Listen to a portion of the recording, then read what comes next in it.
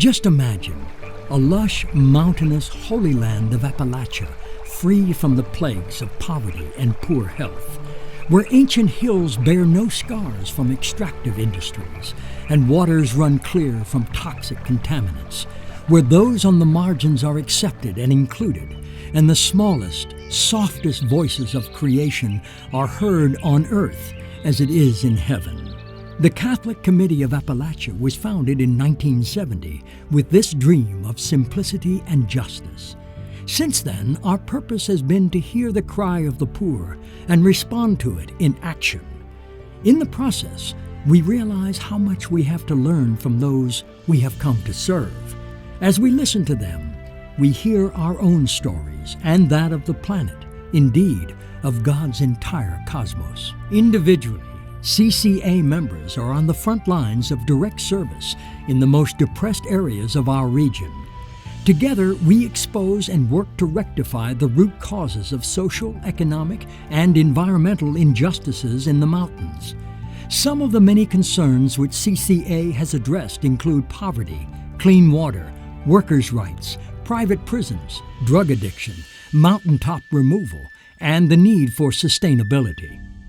Over the years, CCA's listening and work led to the promulgation of 2 pastoral letters by 26 bishops of the Appalachian region.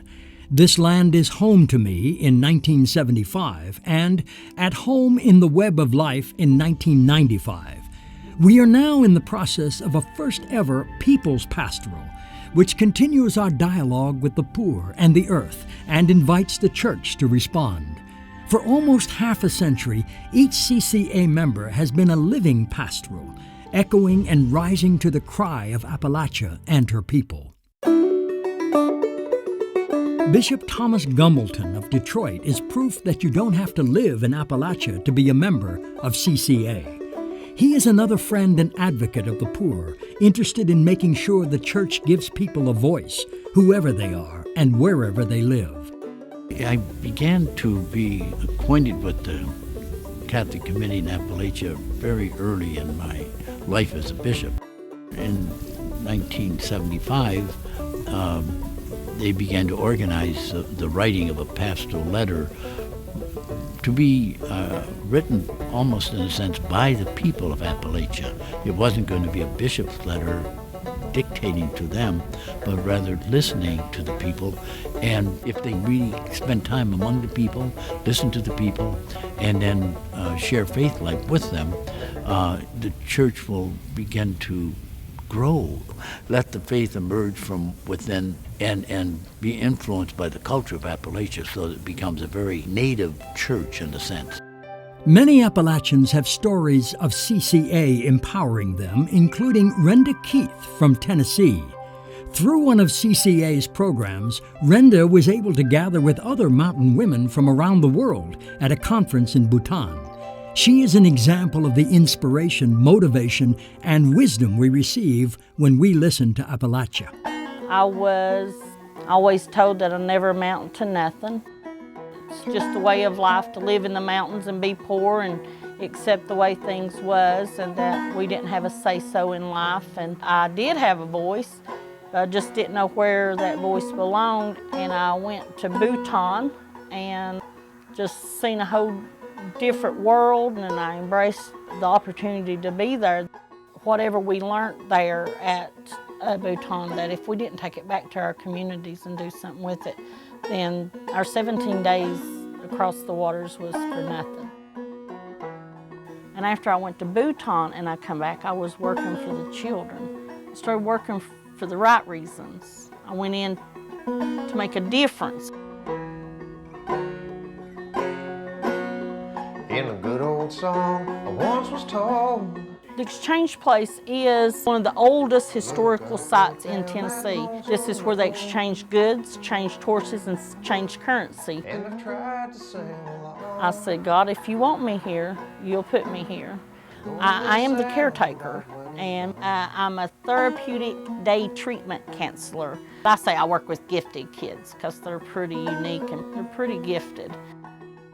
The international community in West Virginia called Bethlehem Farm has been hearing and responding to the earth and its people since 2005. These young people are part of the newest generation of CCA members, carrying on the legacy of our predecessors. Bethlehem Farm is a Catholic community in Appalachia that transforms lives through service with the local community and the teaching of sustainable practices. We just start with the gospel cornerstones: prayer, community, simplicity, service.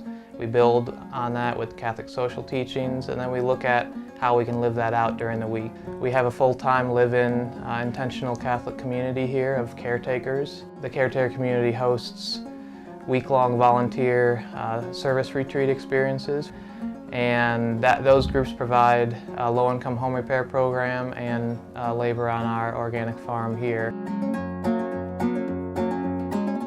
The CCA pastoral letters, "This Land is Home to Me" and "At Home in the Web of Life," really provided a theological underpinning for how we were beginning to think about Bethlehem Farm as a community. It has been important because it's a network of people who are doing hard work, important work, with people who are in desperate need. CCA is a place where people build each other back, where you can share stories, where people get where you're coming from, and where the Catholic community can support each other in a way that helps all of our work together under the gospel.